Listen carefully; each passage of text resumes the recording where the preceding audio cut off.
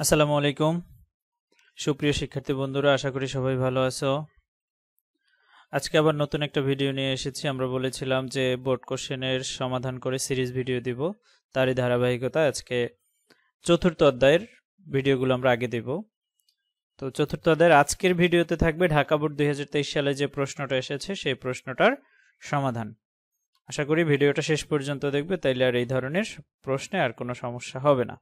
তো শুরু করা যাক। প্রথমে আমরা প্রশ্নটা দেখি। স্ক্রিনে আমরা প্রশ্নটা দেখতে পাচ্ছি। আগে একটু উদ্দীপকটা ভালো করে যদি আমরা খেয়াল করি। দৃশ্যকল্প 1, এখানে একটা টেবিল দেয়া আছে এবং টেবিলের প্রথমে বলা আছে এ অ্যান্ড এইচ কোম্পানি লিমিটেড। দ্বিতীয় রোতে বলা রয়েছে অর্ডার লিস্ট, আনঅর্ডার লিস্ট এবং তৃতীয় রোতে আবার দুইটা লিস্ট দেয়া রয়েছে। দৃশ্যকল্প 2 এ একটা ওয়েবসাইট কাঠামো দেওয়া হয়েছে, যেখানে হোম পেজ রয়েছে, তারপরে পেজ 1, পেজ 2, পেজ 3। পেজ 2 কে আবার দুইটা ভাগে ভাগ করা হয়েছে, পেজ 2.1, পেজ 2.2।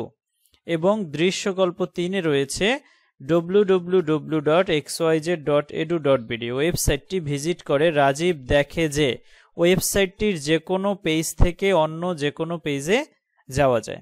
এটা হচ্ছে কোশ্চেন। এবার আসি উদ্দীপক। এবার আসি এটার প্রশ্নে কি রয়েছে। প্রথম প্রশ্নে বলা হয়েছে ওয়ার ফ্রেম কি। 2 মার্কের জন্য যে অনুধাবনমূলক প্রশ্ন রয়েছে সেখানে রয়েছে HTML এ কোনটি ডকুমেন্টের অংশ নয় তবে লেখা জরুরি, ব্যাখ্যা করো। 3 নম্বর প্রশ্নে বলেছে দৃশ্যকল্প 1 এর মতো ওয়েব পেজ তৈরির জন্য প্রয়োজনীয় HTML কোড লেখো। এবং 4 নম্বর বা ঘ নম্বর প্রশ্নে উচ্চতর দক্ষতায় রয়েছে দৃশ্যকল্প 2 এবং দৃশ্যকল্প 3 এ প্রতিফলিত ওয়েবসাইটের কাঠামোর মধ্যে কোনটি অধিক সুবিধাজনক, তোমার উত্তরের সপক্ষে যৌক্তিক ব্যাখ্যা দাও। এবার আসি আমরা এই প্রশ্নটার সমাধান কিভাবে করব। প্রথমে আসি ক নম্বর। এটা যেহেতু উদ্দীপক রিলেটেড না, আমি উত্তরগুলো আগেই লিখে রেখেছি যাতে সময় কম লাগে।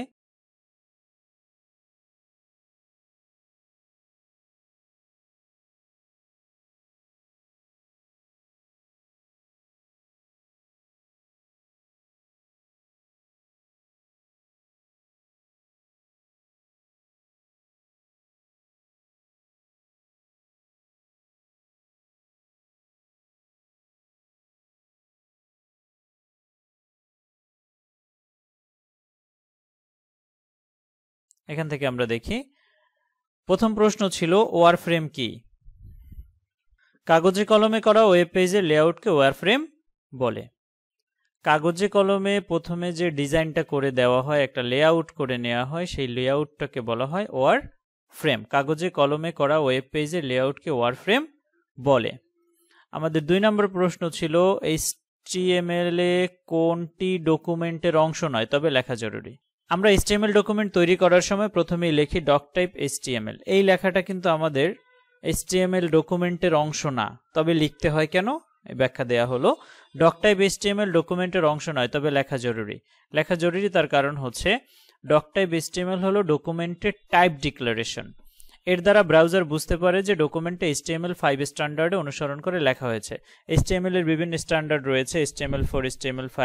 এখন বর্তমানে HTML5 ব্যবহার করা হচ্ছে, যার ফলে এটা যে HTML5 স্ট্যান্ডার্ডে তৈরি সেটাই ডক টাইপ HTML দেখলেই বোঝা যাবে, ব্রাউজার বুঝে নেবে এবং সেই অনুযায়ী রেন্ডার দেবে। রেন্ডার দেবে মানে কি, তথ্যগুলো প্রদর্শন করবে।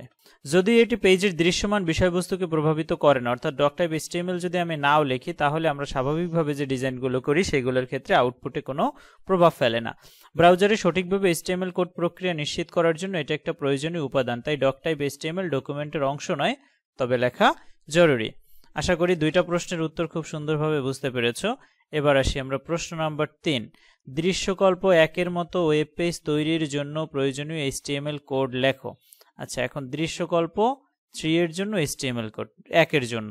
দৃশ্যকল্প 1 কি রয়েছে এখানে, এটা হচ্ছে আমাদের দৃশ্যকল্প 1 এবং এই দৃশ্যকল্প 1 এর জন্য আমাদের কি করতে হবে, প্রয়োজনীয় HTML কোড লিখতে হবে। তো দৃশ্যকল্প 1 এর জন্য আমরা যদি প্রয়োজনীয় HTML কোড লিখতে চাই সেটা আমরা কিভাবে লিখব। এটা হলো আমাদের দৃশ্যকল্প 1, একটা টেবিল দেয়া আছে, এই টেবিলের জন্য আমাদের HTML কোড লিখতে হবে।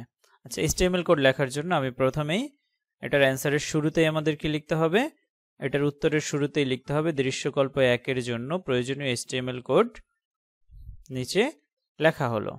এটা লিখে আমরা শুরু করব। আমরা একটু ব্রাউজারে, এখানে না, আমরা নোটপ্যাডে করব বা এডিটরে, টেক্সট এডিটরে করব, তারপরে এখানে এনে বসিয়ে দেব পরে। আপাতত টেক্সট এডিটর থেকে দেখি। আমরা নোটপ্যাড ওপেন করে নিলাম। এখানে আমরা প্রথমে এই যে ডকুমেন্টের অংশ নয়, তারপরে লিখতে হয় ডক টাইপ HTML, এরপরে আসে কি HTML হেড টাইটেল। যদি আমাদের এখানে টাইটেল বলা নাই, এই জন্য টাইটেলে আমাদের কিছু লিখতে হবে না। হেড ক্লোজ, এরপরে আমাদের বডি ওপেন হবে। এই পর্যন্ত যেহেতু আমাদের স্ট্রাকচারাল একটা কাঠামো চলে আসে, সুতরাং এই পর্যন্ত আমাদের কোনো ঝামেলা থাকার কথা না। এবং এটা আমরা যত ধরনের HTML কোড লিখবো সবসময় আমরা এই অংশটুকু লিখে নিব। এরপরে আসি আমরা প্রশ্নটা আবার একটু দেখি। আমাদের এটা হচ্ছে কি একটা টেবিল। টেবিলের যেহেতু ডিজাইন করতে হবে, সুতরাং আমাদের সর্বপ্রথম কি করতে হবে, একটা টেবিল ট্যাগ ওপেন করতে হবে। তাহলে আমরা এখানে একটা টেবিল ট্যাগ ওপেন করব। টেবিলের মধ্যে আমরা জানি দিতে হয় বর্ডার ইকুয়াল টু দিব 1, সেল স্পেসিং ইকুয়াল টু দিব 0। সেল প্যাডিং এর দরকার হয় না, দিলাম না আমরা। এবার আসি টেবিলটার দিকে, আবার খেয়াল করি এই টেবিলটার উপরে কোনো নাম দেয়া নাই, সুতরাং এই টেবিলে কোনো ক্যাপশন নাই। যেহেতু কোনো ক্যাপশন নাই, সুতরাং আমাদের ক্যাপশনটা একটা আসছে না। এরপরে আমরা সরাসরি চলে যাব টিআর। আবার দেখি কোশ্চেনটা, A&H কোম্পানি লিমিটেড লেখাটা কিন্তু এই ঘরের মাঝখান বরাবর রয়েছে, সুতরাং আবার টিআর এর মধ্যে দিব অ্যালাইন ইকুয়াল সেন্টার, অর্থাৎ লেখাটাকে মিডলে নেওয়ার জন্য আমরা একটা অ্যাট্রিবিউট দিয়ে নিলাম। এরপরে এটার মধ্যে আমরা যাব। এখন আবার কোশ্চেন দেখি, আমরা বারবার কোশ্চেন দেখছি এই কারণে যাতে প্রশ্নটা বুঝতে সুবিধা হয়।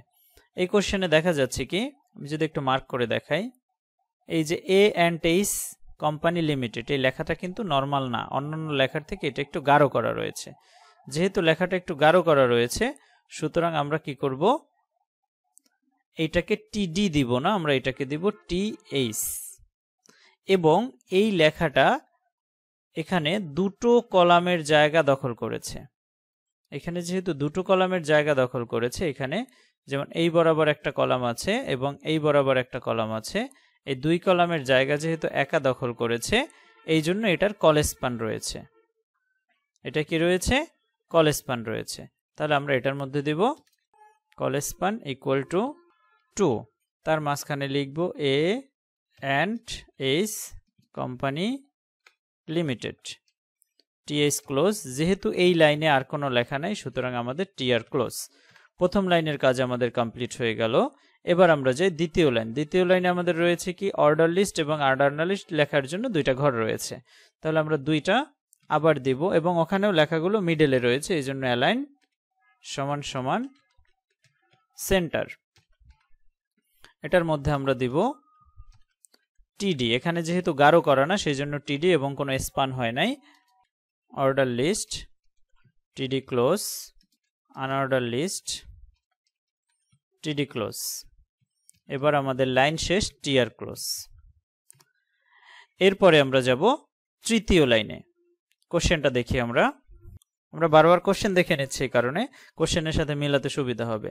আমাদের 3 নাম্বার লাইন হচ্ছে এটা আমাদের 3 নাম্বার লাইন। 3 নাম্বার লাইনে আমাদের দুইটা ঘর রয়েছে। প্রথম ঘরে 3টা জিনিসের লিস্ট রয়েছে, দ্বিতীয় ঘরেও 3টা জিনিসের লিস্ট রয়েছে।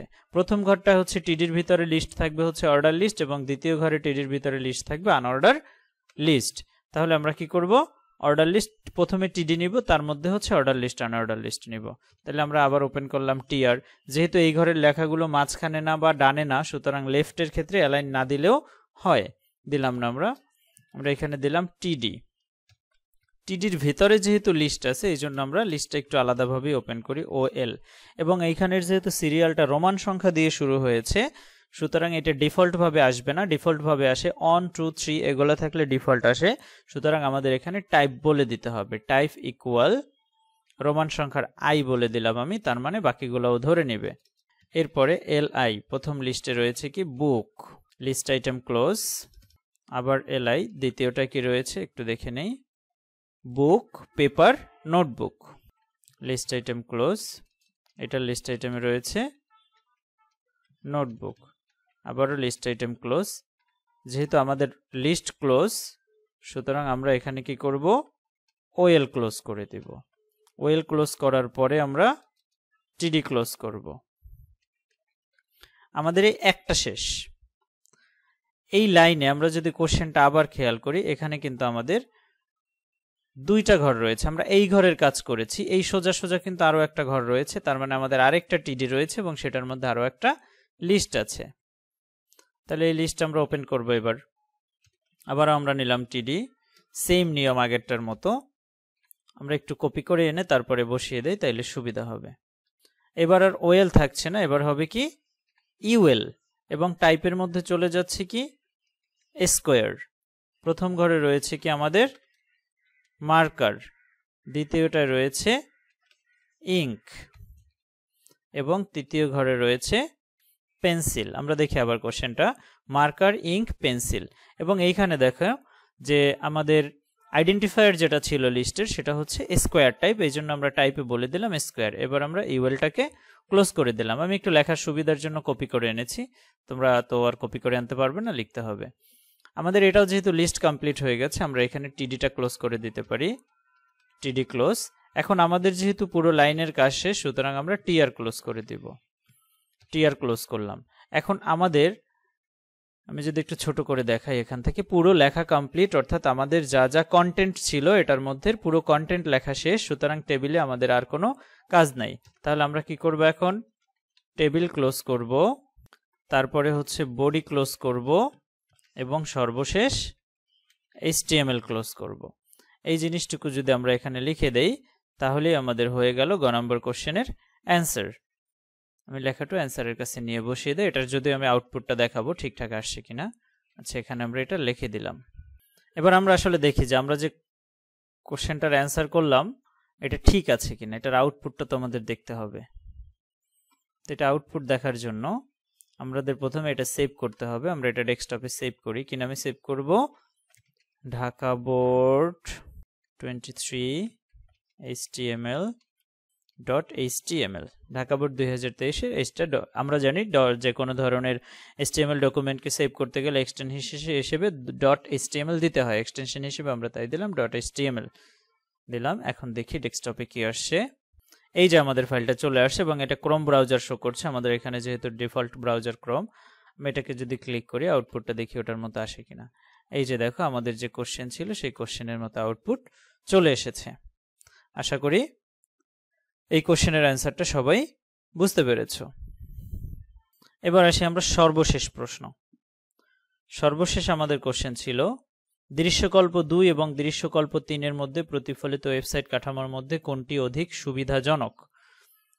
এখন আমাদের এখানে দৃশ্যকল্প 2 হচ্ছে একটা হায়ারার্কিক্যাল কাঠামো আর দৃশ্যকল্প 3 হচ্ছে নেটওয়ার্ক কাঠামো। এটা হচ্ছে আমাদের দৃশ্যকল্প 2 হায়ারার্কিক্যাল কাঠামো এবং এটা হচ্ছে আমাদের দৃশ্যকল্প 3 নেটওয়ার্ক কাঠামো। এখন দৃশ্যকল্প 2 এবং দৃশ্যকল্প 3 এর মধ্যে কোনটা বেশি উপযুক্ত, এখানে তুমি তোমার পছন্দ মতো উত্তর দিতে পারবা। যদি তোমার কাছে মনে হয় দৃশ্যকল্প 3 উপযুক্ত, তাহলে তুমি দৃশ্যকল্প 3 এর জন্য যেই ধরনের লজিক দেওয়া প্রয়োজন, যেই ধরনের যুক্তি দেওয়া প্রয়োজন সেটা দিবে। এবং তোমার কাছে যদি মনে হয় না দৃশ্যকল্প 2 উপযোগী, তাহলে তুমি দৃশ্যকল্প 2 এর জন্য যেই ধরনের যুক্তি দেওয়া প্রয়োজন, সুবিধাগুলো, সেগুলো এখানে উল্লেখ করবে। তো আমরা দেখি অ্যান্সারটা। দৃশ্যকল্প 2 এর ওয়েবসাইট কাঠামোটি হলো হায়ারার্কিক্যাল বা ট্রি কাঠামো এবং দৃশ্যকল্প 3 এর ওয়েবসাইট কাঠামোটি হলো নেটওয়ার্ক কাঠামো। এই দুইটা কাঠামোর মধ্যে হায়ারার্কিক্যাল কাঠামো অধিক সুবিধাজনক বলে আমি মনে করি, নিচে তা ব্যাখ্যা করা হলো। যে ওয়েবসাইটের পেজগুলো শাখা প্রশাখায় সাজানো থাকে তাকে ট্রি কাঠামো বলা হয়। এটি হোম পেজ নির্ভর ওয়েবসাইট কাঠামো। ট্রি কাঠামোতে হোম পেজ, মেনু, সাবমেনু, অন্যান্য পেজের লিঙ্ক থাকে। প্রতিটি পেজ ওয়েব পেজে তথ্য অনুসারে শ্রেণীবিন্যাস করে মেনু অনুসারে সাজানো থাকে। বড় বড় প্রতিষ্ঠানে সাধারণত এই কাঠামো বেশ উপযোগী, কারণ একজন ব্যবহারকারী ওয়েবসাইটে প্রবেশ করে সহজেই বুঝতে পারে তার প্রয়োজনীয় তথ্য কোন পেজে রয়েছে। এই কাঠামো বেশি ইউজার ফ্রেন্ডলি। অপরদিকে যে ধরনের ওয়েবসাইট কাঠামোতে সবগুলো পেজেরই একে অপরের সাথে লিঙ্ক থাকে তাকে নেটওয়ার্ক কাঠামো বলে। এই কাঠামোতে প্রত্যেক পেজের একে অপরের সাথে লিঙ্ক থাকে। এটি নন লিনিয়ার এবং তুলনামূলক জটিল স্ট্রাকচার হলেও যদিও ব্যবহারের দিক থেকে এই কাঠামো সহজ। ব্যবহারের দিক থেকে এই কাঠামো সহজ হয়, কিন্তু কোথায় কোন তথ্য লিপিবদ্ধ রয়েছে তা সহজে বোঝা যায় না। উপরোক্ত আলোচনা থেকে বলা যায় উদ্দীপকের কাঠামো দুইটার মধ্যে হায়ারার্কিক্যাল কাঠামো বেশি উপযোগী। সুতরাং আমি এখানে যুক্তি দিয়েছি হায়ারার্কিক্যাল কাঠামো সুবিধাজনক। তুমি যদি তোমার হচ্ছে লিনিয়ার ওই নেটওয়ার্ক কাঠামোকে সুবিধাজনক দেখাতে চাও তাহলে নেটওয়ার্ক কাঠামোর সুবিধাগুলো উল্লেখ করতে হবে, সেখানে আর হায়ারার্কিক্যাল কাঠামোর সুবিধাগুলোর কথা আর বলবে না। তো আশা করি সকলে বুঝতে পেরেছো। আবার দেখা হবে অন্য কোনো ভিডিও নিয়ে, অন্য কোনো বোর্ড প্রশ্নের সমাধান নিয়ে। ততক্ষণ সবাই ভালো থাকো, সুস্থ থাকো, পড়াশোনার মধ্যে থাকো। আল্লাহ হাফেজ।